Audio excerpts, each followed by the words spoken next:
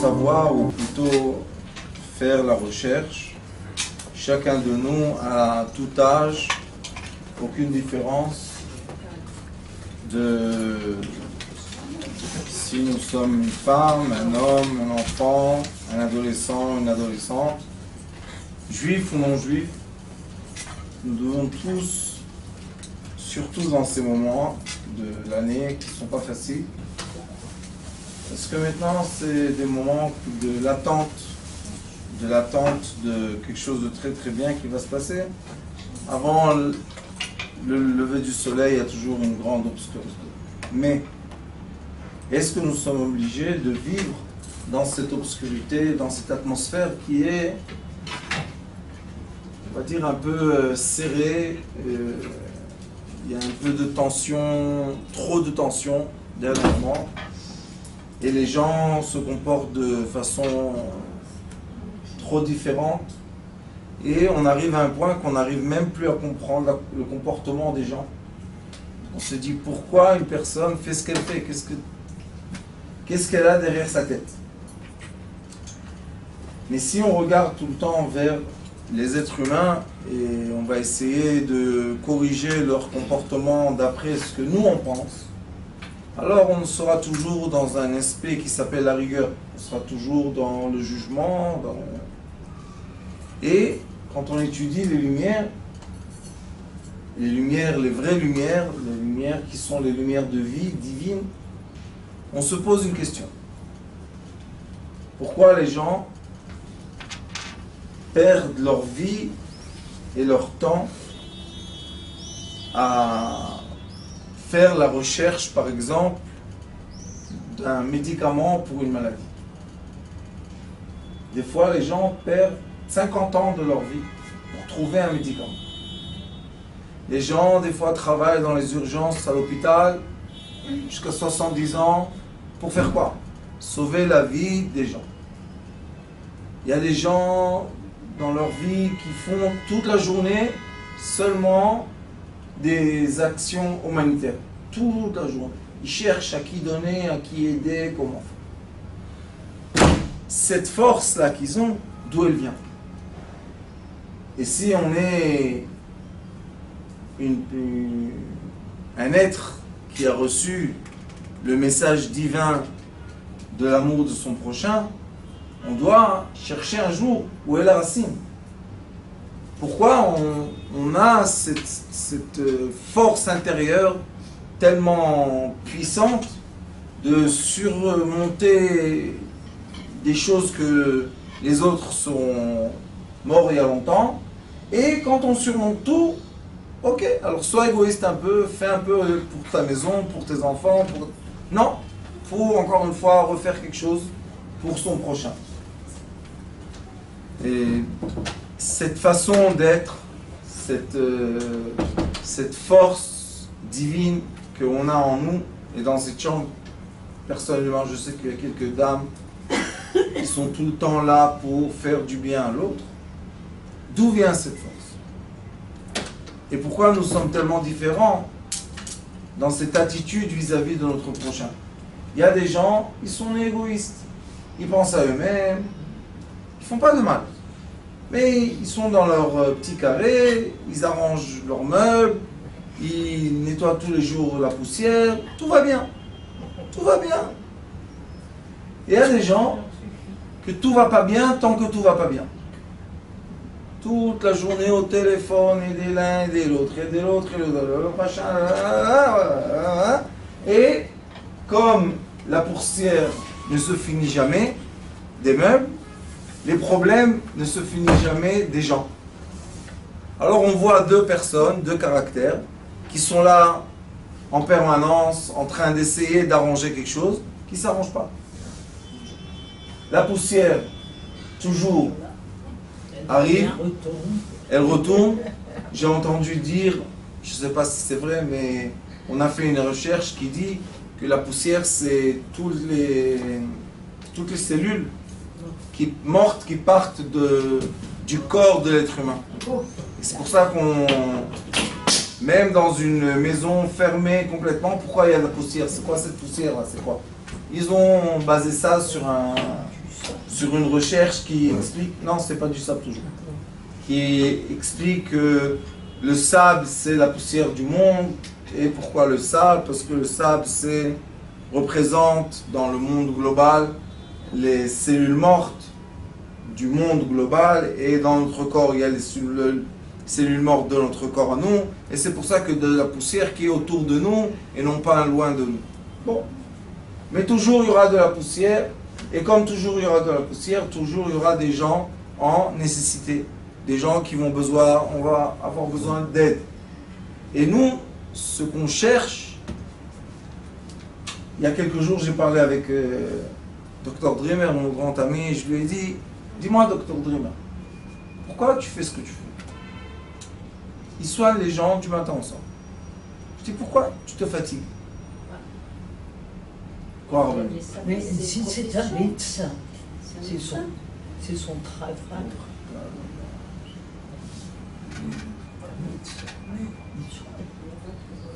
Vous savez, pas tous les médecins soignent les gens. Ça, c'est vrai. Mais lui, toute la journée, il étudie, il pense, il pratique pour arriver à soigner mieux et mieux et mieux et mieux et mieux les gens. C'est des gens qui ont dans la tête une petite formule qui leur dit tout le temps, cherche ce qui est le mieux pour l'être humain. Pourquoi? Ça y est, tu as 57 ans, 60 ans, tu as fait ton chemin, ça suffit, travaille quelques heures par jour et ça suffit. Pourquoi tout le temps tu es dans l'envie de savoir et de savoir de plus en plus pour aider son prochain? D'où vient cette lumière? D'où vient cette envie de l'être humain de faire du bien à son prochain? C'est une obsession, vous savez. Je ne vois pas du tout. Les gens qui aident les autres, c'est une obsession. C'est une force qui les pousse. Obsession. Si vous prenez une personne comme ça qui est toute la journée dans l'aide de son prochain, vous la mettez en vacances une semaine, elle devient malade. Pourquoi? Qu'est-ce qu'il y a? Il y a d'autres personnes dans leur travail, dans leur métier, ils sont comme ça aussi. Oui. C'est pas le don de soigner les gens, c'est le travail. Non. Se surpasser dans le travail. Non, il y a un workaholic, il y a des gens qui sont workaholic, ça veut dire qu'ils pensent que le travail c'est Dieu, et il faut toute la journée travailler Dieu, c'est bien. Mais il y a des gens que je vous dis qu'ils sont tout le temps dans la pensée du bien de l'autre. C'est les grandes âmes, ça. C'est pour donner, ils donnent. Oui, mais donner. Donner, quoi? Parce qu'ils ont l'énergie. Le don de soi. Qui les pousse à donner. Ils ont C'est une une force certaine qui énergie. les pousse. Oui, Ah, mais Banit, pourquoi, c'est hein, très beau de dire une énergie qui les pousse. Choisissement, énergie, comment il s'appelle? C'est Dieu. Pourquoi il est venu chez moi, il n'est pas venu chez elle? Parce que ça vient d'en haut, cette énergie, c'est pas naturel. Je pense qu'il y a des gens qui reçoivent ce don, c'est un don qu'on reçoit.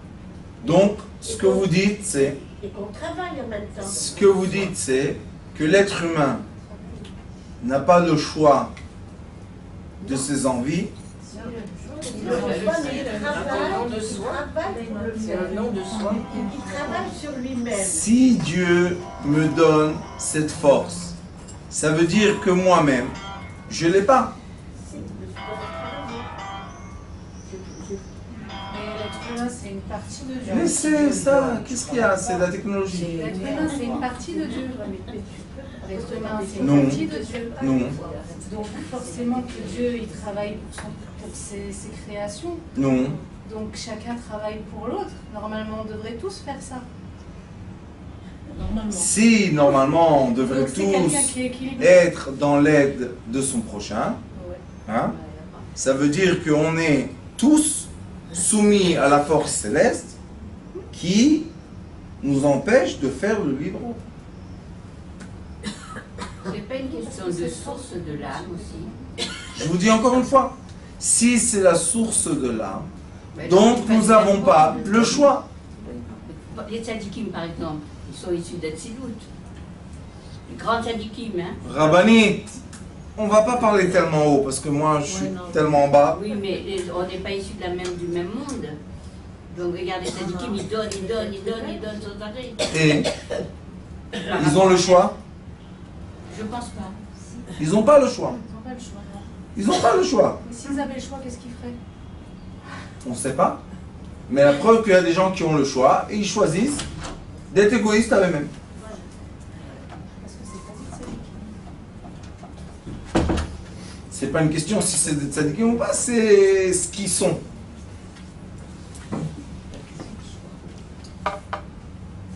En fait, ils sont plus Comment capables ils que sont d'autres, arrivés peut-être, ici simplement. C'est pas une question de capacité. Je pense que s'il y a des gens qui ne savent pas se débrouiller, et qui ne savent pas faire, qui sont devant un mur et qui ne savent pas trouver la porte qui va se trouver dans le mur, et s'il y a quelqu'un qui est à côté et qui lui voit le mur aussi, mais qui lui sait trouver le trou, la porte, je pense que celui-là doit aider celui-là. Donc vous appropriez le savoir à soi-même.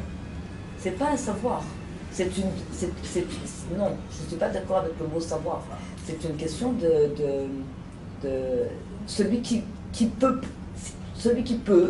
le faire. Il y a des capacités. Capacité?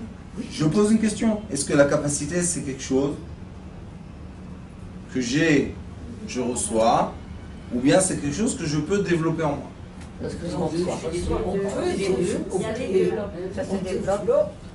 Il y a un potentiel de départ Voilà. qui peut être développé Les deux. selon la volonté de la personne. Mais en même temps, il y a un réseau, il y a une organisation. S'il n'y en a pas un qui a plus à donner que l'autre, Vous savez, si on dit ce que vous dites, si on dit les choses comme vous dites, le monde doit être expliqué d'après ce que vous dites. Bon. Moi, je pose des questions qui sont vitales. Ce pas des questions est-ce que la pomme de terre est rouge ou blanche. C'est des questions de vie. Est-ce que quand je me réveille le matin, l'envie que j'ai d'aider les autres, est-ce que c'est quelque chose que j'ai demandé ou c'est quelque chose que je suis infus de Dieu qui me le donne? Et est-ce que j'ai un libre arbitre? Pas de libre arbitre. Maintenant, on va poser deuxième question. C'est pas de libre arbitre. Non. Il y a des gens égoïstes, il y a des gens qui préfèrent donner. C'est comme dites les dames, qui ont un peu d'expérience dans leur vie, qui est un peu courte. Les dames disent, c'est infus. C'est un programme qui est dans moi. Je ne peux pas changer ce programme-là. Le programme, après, tu fais ce que tu veux. Mais tu es programmé. Pourquoi je vous dis ça? Parce que si je comprends ou j'accepte que je suis programmé, maintenant le monde demain matin ou après ce cours-là doit changer. On doit appliquer le programme que Akadosh Baruch Hu ou l'âme totale ou tout ce que vous voulez comme nom, c'est lui qui implante dans le cerveau des gens et dans leur cœur leur midot, leur comportement. C'est lui aussi qui implante dans l'être humain l'amour. On peut aussi apprendre. Plus qui nous a enseigné. Non, j'entends. Quelqu'un qui est prêt à donner peut apprendre à quelqu'un d'autre. Je parle de mère à enfant. On enseigne à nos enfants de donner. Vous savez que si un enfant, Chas v'Shalom, a été pris de sa mère et il a été éduqué chez quelqu'un d'autre, mais le trait de caractère de sa mère va se dévoiler. Il y a beaucoup de dossiers qui ont été faits, travaillés dessus, les enfants orphelins. Toujours le caractère qui est né, c'est le caractère qui sort dehors. Ça veut dire, on est juif parce que c'est nous. Qu'est-ce que vous faites? Comme vous dites à votre corps, va aider telle dame, maintenant vous dites à votre corps, sauf qu'il est 1 mètre plus loin que vous, va aider la dame. C'est comme ça, c'est rien à faire contre. Pourquoi je vous dis ça? Parce que la question qui est c'est pas un débat, mais le sujet d'aujourd'hui, la question est cet amour qu'on reçoit. qui a une puissance au-delà de la vie. Hein? Est-ce que c'est quelque chose qu'on peut dire à quelqu'un, pourquoi tu l'as pas? On ne peut pas dire ça. Alors les gens qui ont la chance d'être le réseau d'amour dans ce monde doivent savoir que cet amour-là ne peut pas être partagé.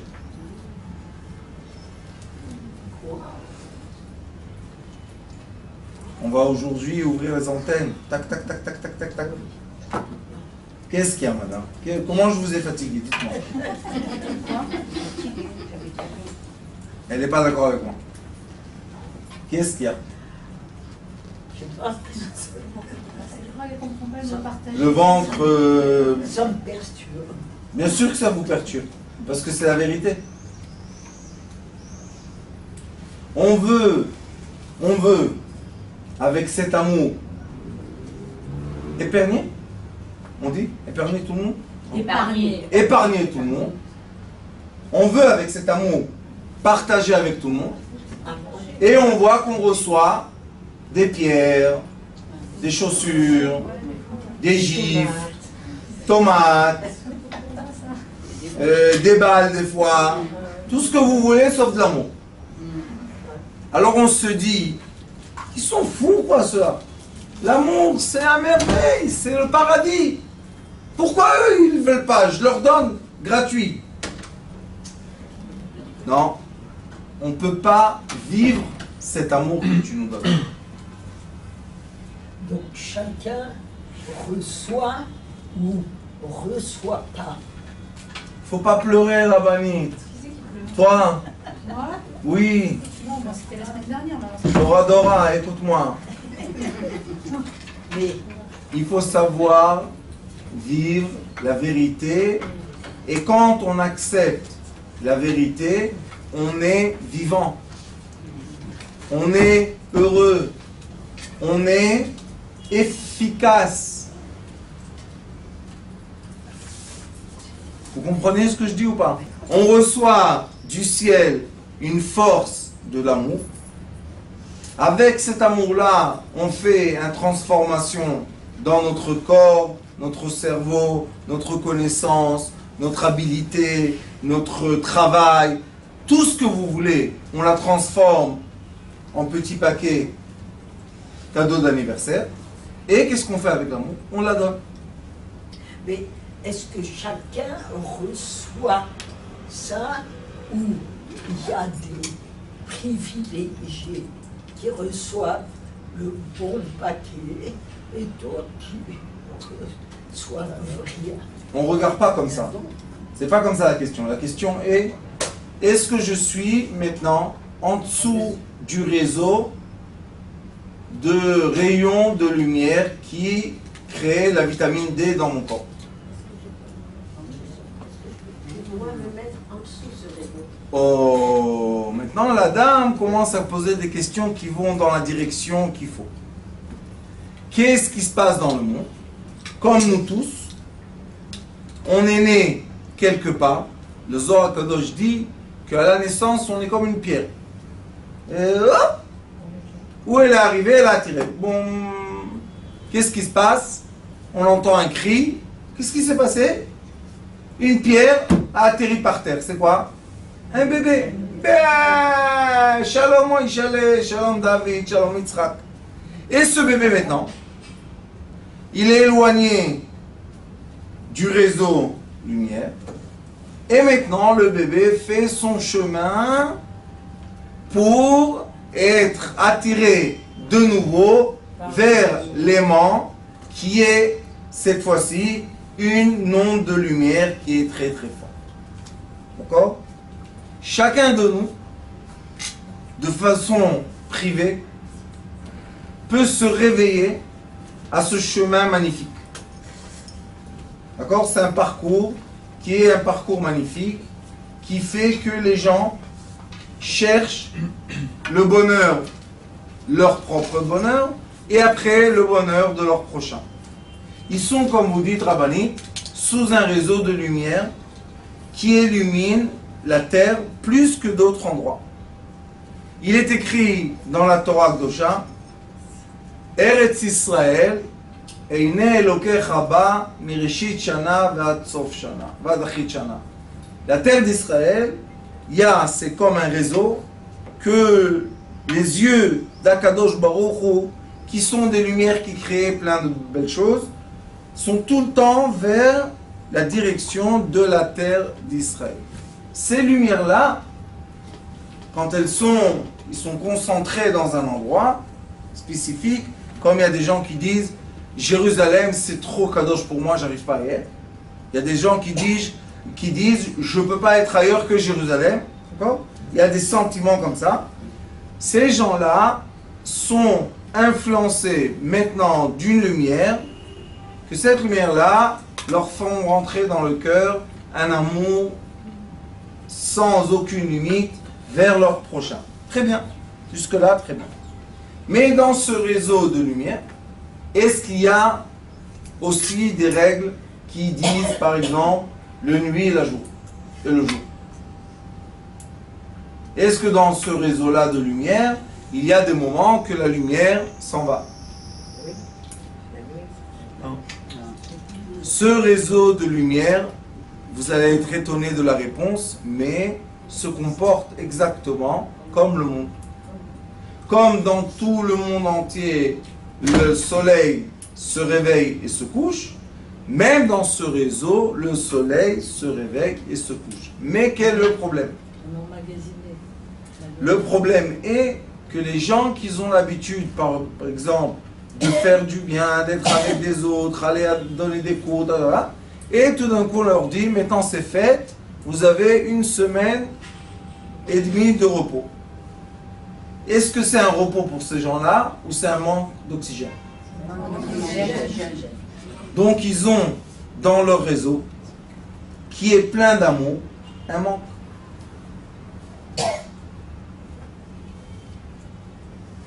Il y a les pièces qui commencent à tomber, on ne parle pas. Ils ont des manques. Et ils ne savent pas comment se comporter dans ces moments de manque.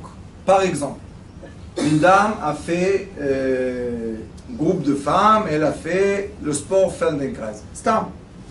Et ils ont travaillé ensemble 2 mois, et pour raison, personne ne sait laquelle, le cours s'est dispersé, et cette dame-là, elle est en train de faire quelque chose d'autre. Bon, elle a fini sa nouvelle mission, maintenant, qu'est-ce qu'elle cherche? Elle cherche le cours de Feldenkrais. Le cours qu'elle avait fait, elle veut le reconstruire. Est-ce qu'elle a fait du bien? Oui. Est-ce qu'elle était dans une obscurité? Oui, puisque le cours n'existait plus. Bien sûr, elle est dans l'obscurité. Alors maintenant, quand le cours n'est pas là, elle est dans l'obscurité. Il est possible que pendant son obscurité, une autre personne est dans la lumière. Une personne de son groupe. Non? Ah non, non, une personne qui a fait Normalement, si elle a donné de la lumière, elle ne devrait pas être dans l'obscurité. Ce qu'on doit étudier dans ces jours magnifiques de Homer, du Homer, nous sommes dans le Homer, c'est que Rabbi Akiva, qui est une très grande lumière d'amour, c'est lui qui a dit Va'avta lerecha kamocha. C'est lui qui dit dans les Pirkei Avot Sheli shelcha, shelcha shelcha. C'est lui qui dit Amechabda kegufo, oava kegufo, mechabda eter megufo. Aime ta femme comme ton corps et honore-la plus que ton corps. C'est lui, ce Rabbi Akiva là, que pendant les jours du Homer, 800 élèves par jour il enterrait. Oui, parce que 24 000 élèves sont morts. Et les plus petits élèves de Rabbi Akiva étaient, vous savez qui? Rabbi Meir Baal Hanes, Rabbi Shimon Bar Yochai, Rabbi Yehuda. C'était les plus petits élèves. Regardez comment ils sont immenses. Alors est-ce que Rabbi Akiva... Oh, bienvenue. Je viens de parler de toi. Laisse-le ça. Elle nous a cassé la tête cette porte. Elle se ferme pas. Ça va, Rabbi Teva? Ah. Elle est venue que tu as pas cours, hein. Non, elle est venue nous rentrer la lumière dans la vie. Ça, Ça fait 2 fois que je viens. ça va, Rabbanit? Oui, Kol la maman, kavod. tu s'en aliyah. Oh, Mazal Tov. Elle a Kol la kavod, Mazal Tov. Nous, t'as vu, t'as fait une grande chose. un peu fatiguée, oui. Ça va, ça va. On est en train de parler de toi. Ah bon? Oh, tu es rentré au milieu, hop. Ah, j'arrive. Le cours fin de grâce qui reprennent Bezrat Hashem vite. Alors, on voit que la Rabbi Akiva, qui est une grande lumière, puisqu'il a été choisi d'être un des 10 qui ont représenté les 10 enfants de Yaakov, il a été Harug Melucha, il a été un des gens qui ont été assassinés pendant les Romains. Ce Rabbi Akiva là, qu'il est plein, toute la Torah est pleine de Rabbi Akiva, lui, il est en train d'enterrer ses élèves. Qu'est-ce que c'est ça? Alors qu'est-ce qu'on dit, nous, dans les yeux minuscules? On dit, qu'est-ce que c'est ça? C'est ça le mérite de Rabbi Akiva, qui a étudié, qui a fait, qui a remis en place de la Torah orale. Qu'est-ce que c'est ça, son mérite? C'est pas que c'est son mérite. Nous, on ne comprend pas son cycle. Il est dans la lumière. À chaque instant qu'on parle avec Rabbi Akiva, il est écrit que Rabbi Akiva, ils lui ont déchiré la peau. Et quand ils sont arrivés au Tfilin, il a crié. Alors les élèves lui ont parlé. Imaginez-vous cette image. Comment un élève peut parler à son maître quand on lui déchire la peau? Il leur a dit, ne priez pas pour moi. Toute ma vie, j'ai attendu ce moment que je donne mon nefesh pour Akadosh Baruch Hu. Regardez, vous êtes toutes... qu'est-ce que c'est? C'est écœurant. Mais lui, Rabbi Akiva, qui a vécu ça, est-ce qu'il a vécu une lumière ou pas? Yatzta nishmato be'echad. Écoutez ce qu'il y a écrit. Que quand il a dit Hashem echad, be'ichud Hashem, sa neshama est sortie. Et il est écrit que Rabbi Akiva, il est en dessous du trône céleste. Il est content ou pas? Bah oui. Hyper content. Est-ce que c'est de la lumière ou pas? La grande lumière.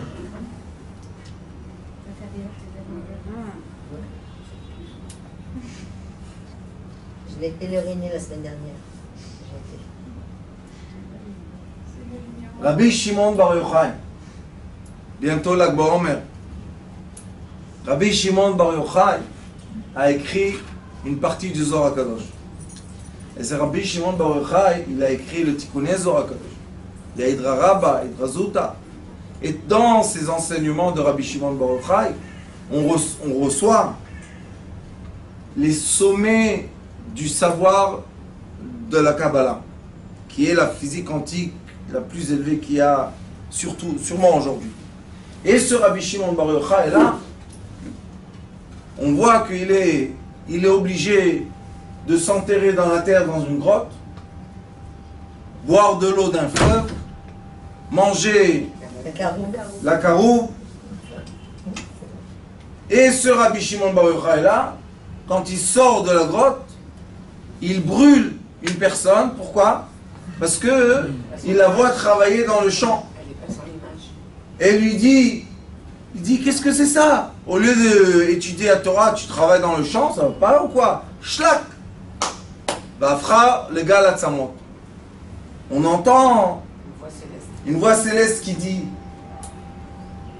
Alachiv et Olami, qu'est-ce que c'est ça, Rabbi Shimon? Toi et ton fils, tchouk, rentrez dans la grotte. Encore un an de grotte. Maintenant, c'est plus Rabbi Shimon Bar Yochai qui a choisi. Maintenant, c'est la sagesse divine qui lui dit, Hoppa, t'as pas compris. Qu'est-ce que tu as pas compris?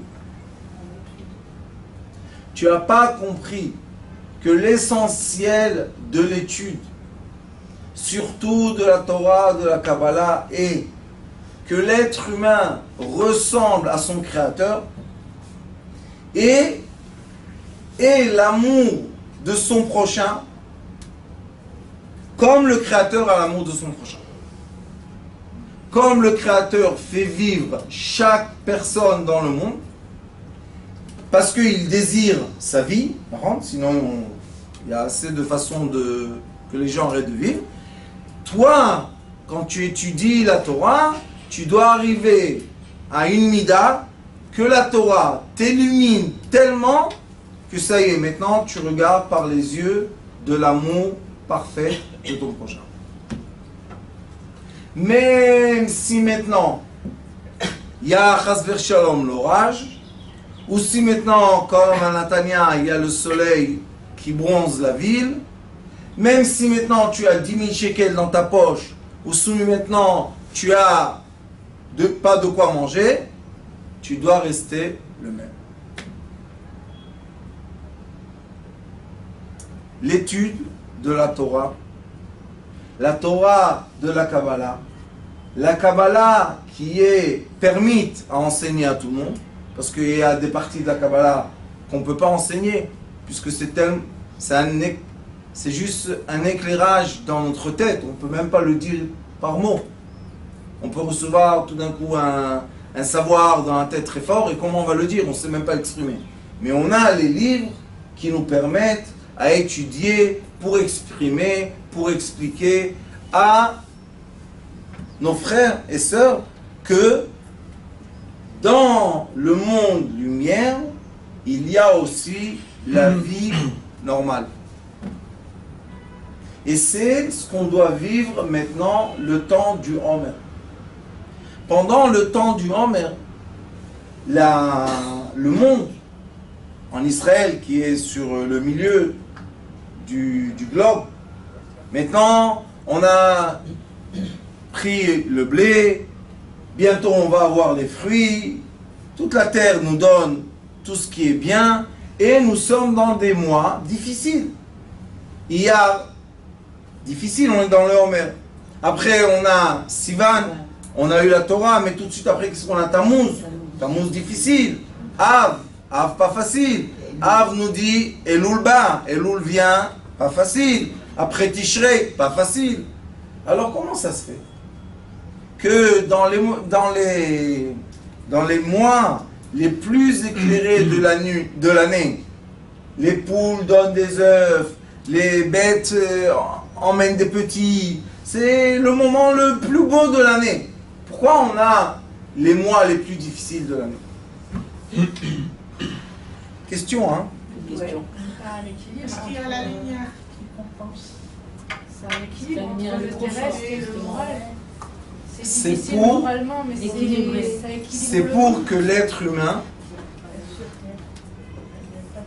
monte vers la lumière quand la lumière baisse.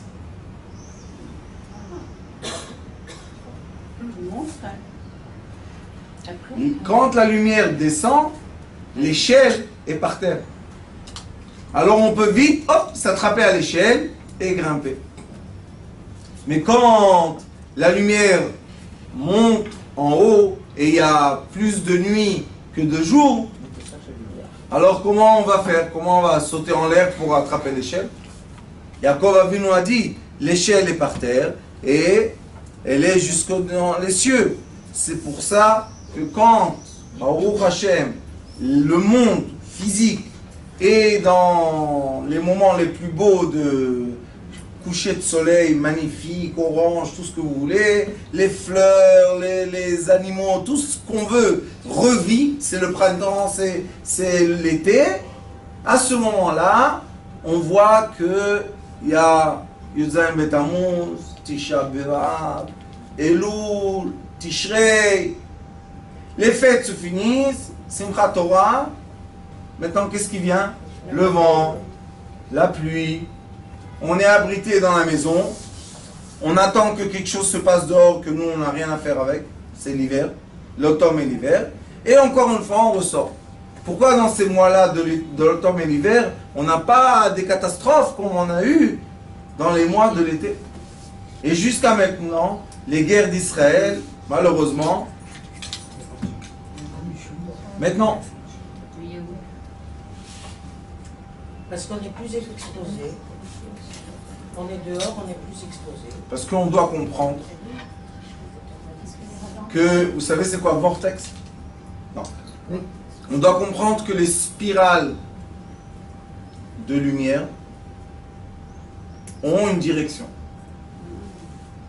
Pour que la lumière descende jusqu'au sol, elle doit changer sa direction. Sa direction ou son sens, comme vous voulez. Mais elle descend comme une vis. Elle descend. Ça veut dire que pendant qu'il y a une descente, il y a la montée. D'accord? Mais quand maintenant la lumière s'en va, remonte en haut, on a l'hiver qui est beaucoup plus long, la nuit est beaucoup plus longue que le jour, ça veut dire que la lumière est remontée en haut. Quand elle est montée en haut l'échelle, comment on va l'attraper? Alors on a devant nous, on va dire une compromise. Compromise, on dit? Un compromise entre laisser la porte.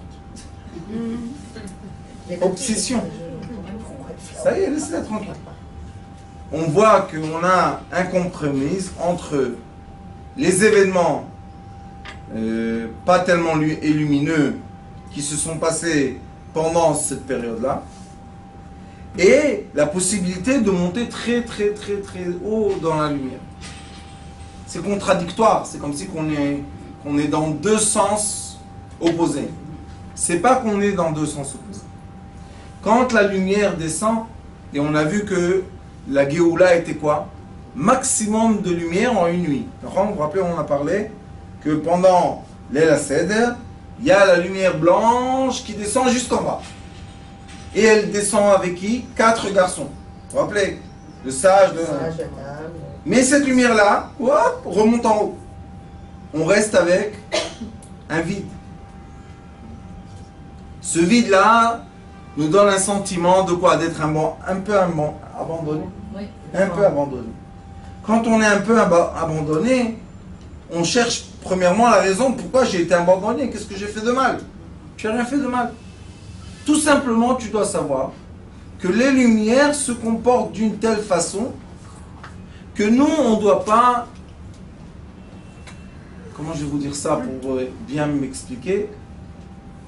On ne doit pas chercher la déformation du comportement de la lumière pour notre égoïsme, pour notre volonté personnelle.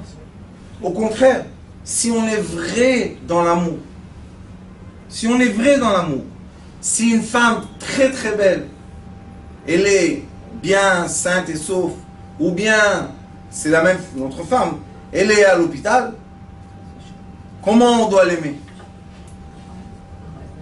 Plus quand elle est à l'hôpital. La Shrina Gdosha, elle est à l'hôpital.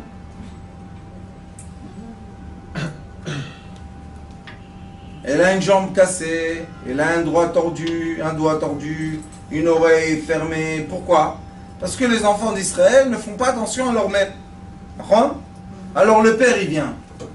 Il descend en bas avec des lumières. Et il s'en va. Il s'approche, il s'éloigne, il s'approche, il s'éloigne.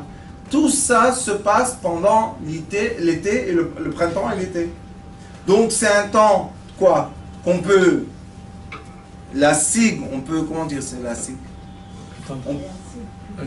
On peut atteindre les lumières fortes, ou c'est un moment que, grâce le shalom, on est abandonné par la lumière. Qu'est-ce qu'il y a aujourd'hui? C'est moi qui ai blou? Non. Peut-être. Pourquoi tu réponds pas? Parce que c'est le temps dans la lumière. Moi? Je fais de mes réponses. Donc en fait, comme par exemple, quand vous dites dans cette période d'été où la lumière descend, la lumière monte, quand on a des projets, qu'ils soient, comment juste attraper les... Vous avez raison. On est très très, on va dire, surpris dans notre vie quand on est en train de faire un projet et on se dit, ce jour-là est là, on va signer le contrat, l'investisseur va mettre l'argent, nous on va mettre le travail, et voilà, on sort pour une bonne direction. L'investisseur met l'argent, nous on met le travail, et après 2 mois, hop, il s'en va. Qu'est-ce qu'on fait? Est-ce que ça c'est de la lumière ou c'est de l'obscurité? C'est de l'obscurité. C'est la lumière. Pourquoi? C'est la lumière qui part. Comment on peut savoir avec la lumière? C'est de la lumière. C'est Rabbanit, C'est de la lumière. c'est la lumière la plus belle qu'il peut nous donner. C'est pour le lumière. Pourquoi c'est la lumière la plus belle qu'il peut nous donner? Parce que tous les gens dans ce monde-là qui ont vécu un abandonnement de quelqu'un, étaient abandonnés, savent qu'ils ont reçu la force ou l'occasion d'être les gens les plus forts qu'il y avait en eux. Ils ne savaient même pas qu'ils avaient les forces qu'ils avaient en eux de faire quoi? De surmonter. Donc ce moment, c'est un moment d'obscurité ou un moment de lumière? De lumière. Mais la lumière s'est envolée. Oui, mais elle nous rend plus fort. Mais elle n'est pas partie. Mais il est resté quand même. Qu'est-ce qui est resté? Le sentiment que je peux m'accrocher. Oui, Rabbanit. Oui, je voudrais partager justement ce qui m'est arrivé les 3 derniers jours. Maman est venue, j'ai fait mon alia avec ma maman qui a 88 ans, diabétique, malade. Et donc on a fait, c'était 1 mois de préparer l'alia. On a pris l'avion, on est arrivé. À l'aéroport, j'ai oublié son déambulateur. Donc on est arrivé, il n'y avait pas de déambulateur, elle ne pouvait pas marcher, elle était dans un état de crise. Je n'avais pas dormi pendant 2 nuits, j'étais dans un état. Il y a Nadia et Simcha Maïssa ici qui pourront témoigner de cet état-là. Et maman qui était totalement désorientée, qui ne savait plus où elle était. Elle n'a pas dormi de la nuit, elle s'est promenée toute la nuit dans l'appartement, elle hurlait. Et moi j'étais aussi hors de moi et elle ne m'écoutait pas. J'étais en pleurs. Et je me disais, ça y est, j'y arriverai jamais, j'ai fait une erreur, je me suis plantée, j'aurais jamais dû la faire venir ici, j'aurais jamais. Et à côté, il y avait des lumières, il y avait mon amie Nadia, il y avait Simcha Maïssa qui étaient là, qui sont venus, une autre amie, et les gens qui pensaient à moi. Et ça m'a donné, et chacune a fait quelque chose. Et là, cette nuit, elle a dormi parfaitement. J'avais même peur d'être avec elle la nuit. Je me suis dit, j'arriverai pas une autre nuit sans sommeil. J'ai pu dormir. Je lui ai fait sa piqûre d'insuline, moi qui avais très peur de toucher l'insuline et la piquer. Et justement, j'ai eu ce sentiment que j'ai surmonté toute la nuit. Voilà. Rabbanit Eva, kol la kavod. Et je suis venue. Vous voyez, je ne me rendais pas compte. On voit ça? La lumière. Bon, vraiment. Qu'est-ce qui fait que parfois on arrive à donner de la lumière aux autres mais pas assez proche? Regardez. C'est une bonne question ça aussi. Ces proches n'existent pas alors toi. Regardez qu'est-ce qui se passe. La lumière descend.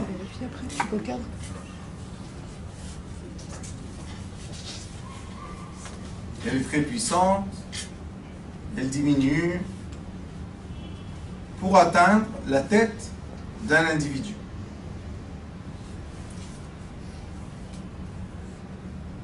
D'accord?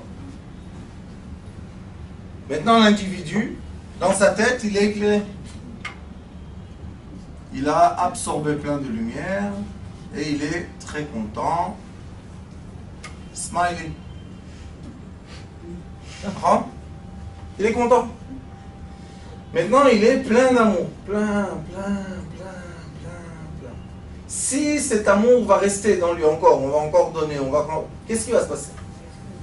Il ne va pas supporter. Il va plus supporter. C'est trop.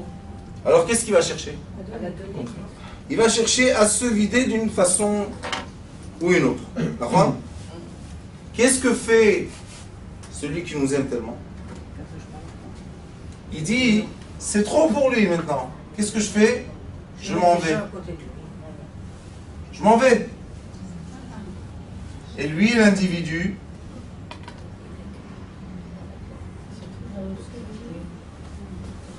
maintenant ici, il a seulement, ça s'appelle Reshimo, il a seulement l'empreinte de la lumière qu'il avait. Est-ce qu'il fait smiley? Non. Il fait comme ça. Il n'est pas tellement content, non? Est-ce que la lumière est de la miséricorde ou bien c'est de la rigueur? La rigueur. C'est de la lumière. Est-ce que l'amour de la maman, c'est de la rigueur ou de la miséricorde? Est-ce que l'amour de la maman, c'est de la lumière ou de la miséricorde? Miséricorde. De miséricorde. Elle s'en va. Mais c'est miséricorde quand même. Donc aussi on expose. C'est quand même la miséricorde. Qu'est-ce que vous ne comprenez pas? Moi, je comprends. Et de la lumière ou pas, c'est de l'amour de Kadosh Baruch Hu, puisqu'il crée un équilibre dans notre état. La lumière fait comme ça. Dans des moments dans notre vie, comme le printemps et l'été, hop, le jour est très long, la nuit est très petite, donc la lumière tourne, nous remplit. Et on est le Homer, bientôt on va étudier le Tammuz, tout béat, Tisha B'Av, et hop, la lumière s'en va, hop, elle s'en va, hop, elle s'en va. Comment elle veut qu'on vit? Avec impossible, sans impossible. Il faut aller la chercher quand il faut aller la chercher quand il n'y en a pas. Il faut chercher dans soi-même l'équilibre de lumière. Cet équilibre-là est dans notre corps. Où?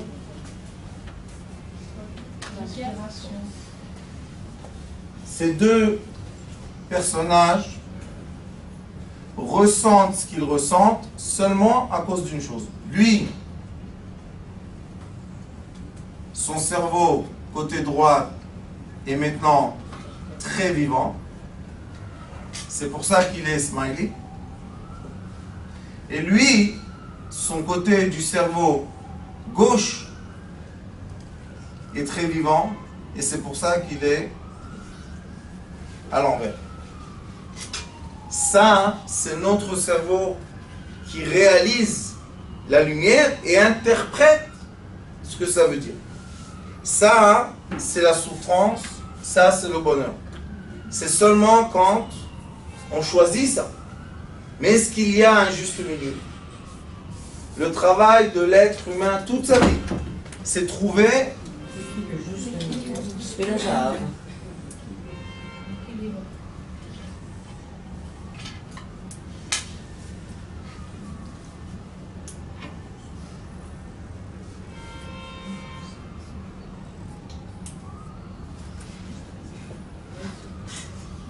Je dessine des fois. Entre le cerveau droit et le cerveau gauche, il y a un endroit qui s'appelle la fente du cerveau. Vous connaissez? Dans cet endroit-là, il n'y a rien du tout. Il y a du liquide, c'est tout. C'est au milieu.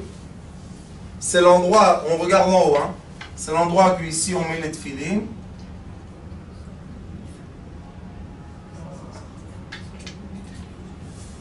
Et là, on a les retsois du tefilin qui s'attachent à là. D'accord? Cet endroit-là, c'est le juste milieu. Veut dire, quand le côté gauche est rempli ou le côté droit est rempli, moi je suis rempli tout le temps.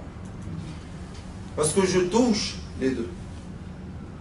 Les gens qui sont dans l'amour vrai, réel, pur, de donner à leur prochain, doivent être des gens équilibrés, qui sont sans négiot, on dit en français, en hébreu, je ne sais pas en français.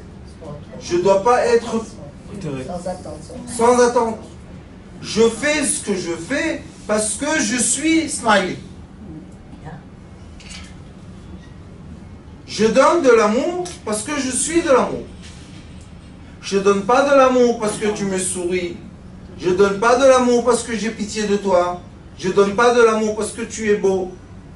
Je donne de l'amour parce que je suis identité amour. Et l'identité amour, c'est Echad. Shema Israël, Hashem Elokeinu Hashem, lui, il est quoi? Ou bien, regardez comme c'est beau.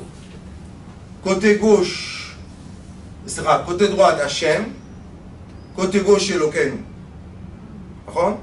Hashem Elokeinu. C'est ou la rigueur ou la miséricorde. Mais il y a aussi Hashem Echad.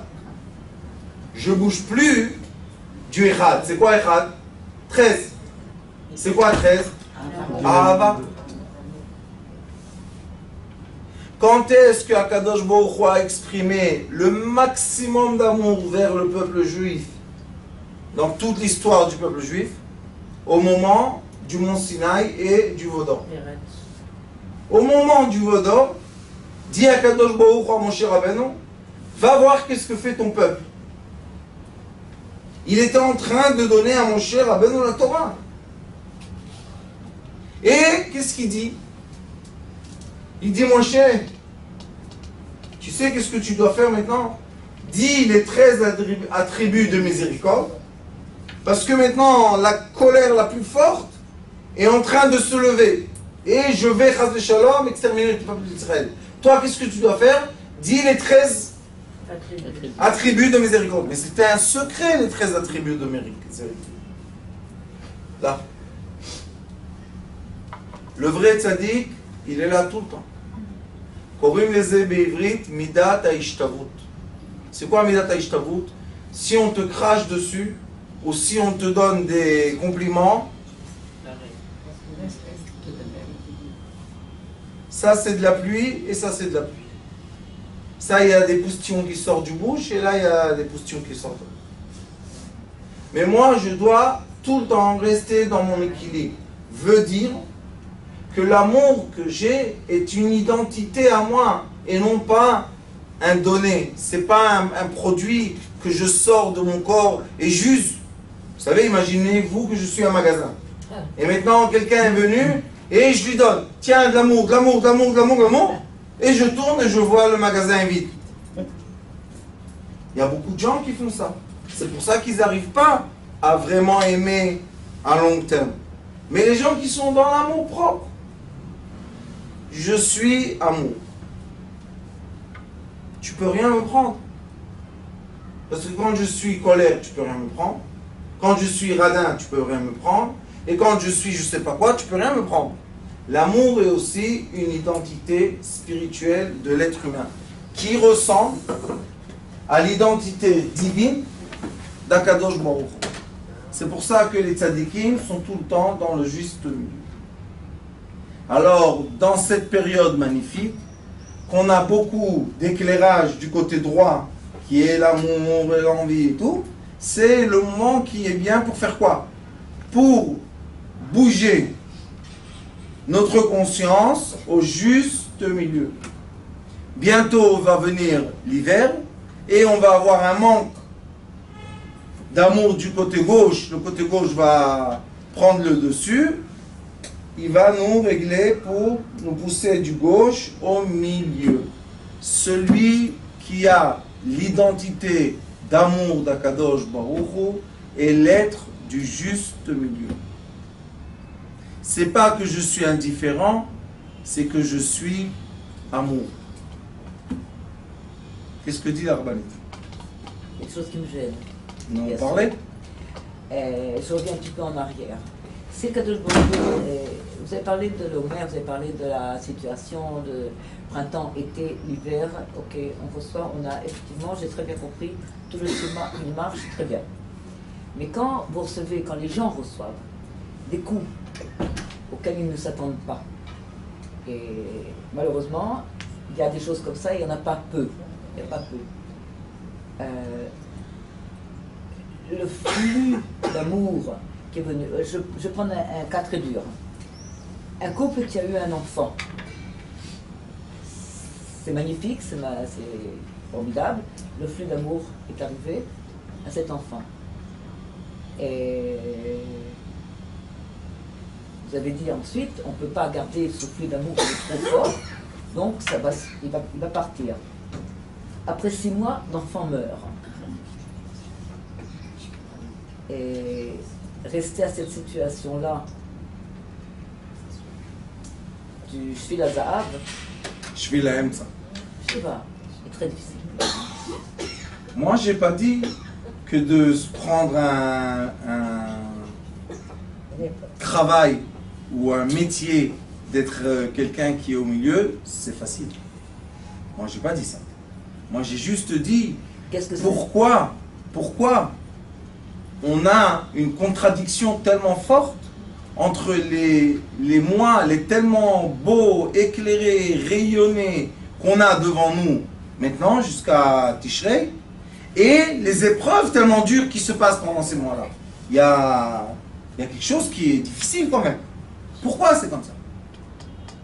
C'est parce que Akadosh Baruch Hu veut nous faire entrer dans un endroit qui est très étroit, mais très juste, qui s'appelle le point zéro, ou le Shvil HaEmtza. Ça s'appelle Ishtavut. Je suis complètement dans quoi? Dans le juste milieu. Totalement dans le juste milieu. Seulement une personne qui est dans le juste milieu réel, je ne dis pas que c'est facile, je ne dis pas qu'on peut atteindre ça à 20 ans, mais je dis qu'on doit savoir que ça y a un but. Vous savez, les gens, des fois me disent, Rav, il y a des épreuves trop dures, on ne peut pas se surmonter.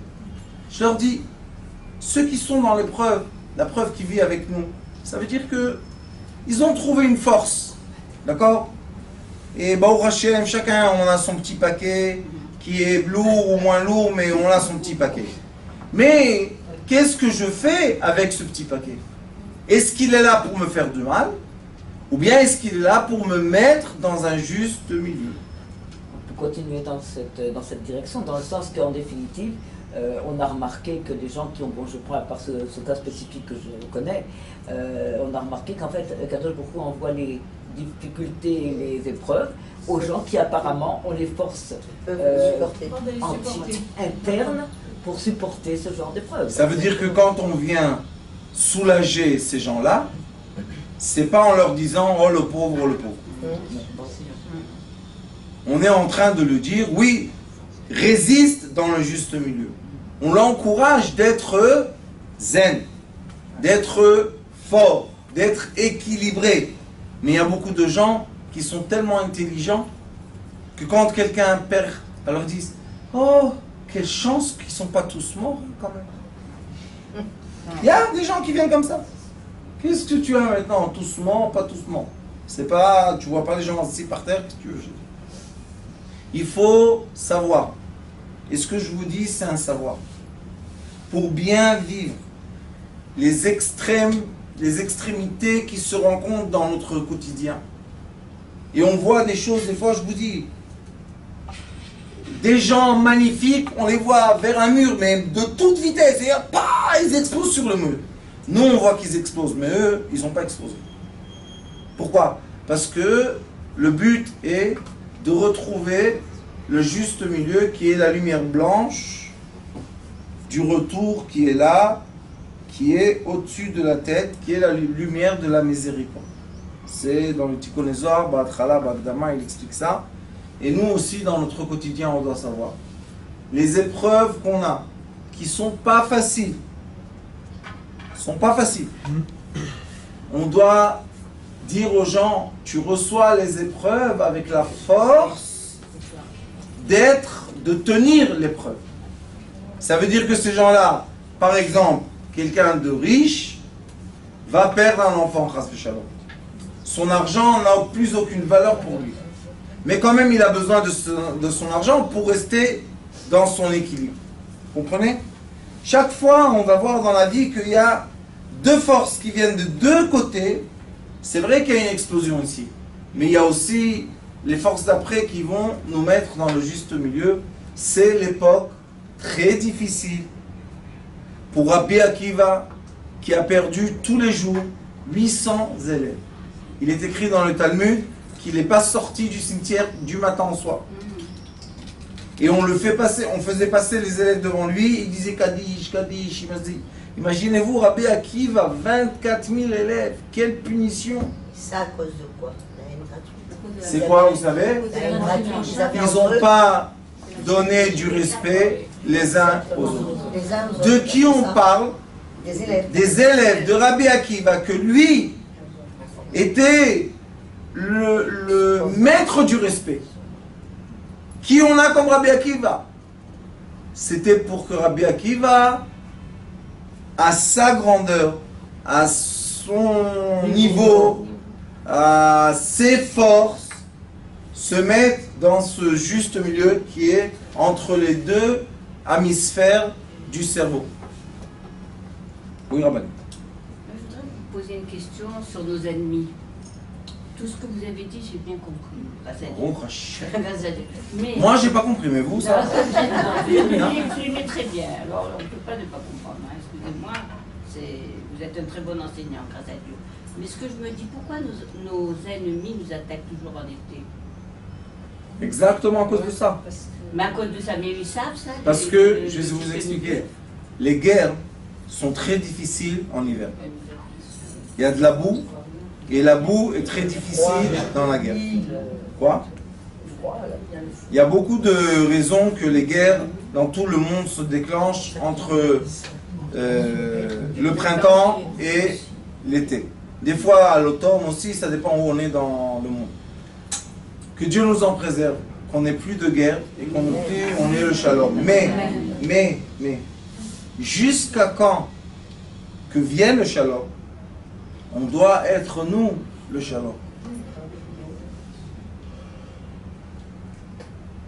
Et vis-à-vis de nos ennemis aussi? Tout le temps rabbinite. La paix est le Mashiach. La guerre n'est pas le Mashiach. Et quand c'est ceux qui nous attaquent? Ils nous attaquent, on les attaque, personne ne sait qu'est-ce qui se passe vraiment en dessous, ce qu'on voit au-dessus.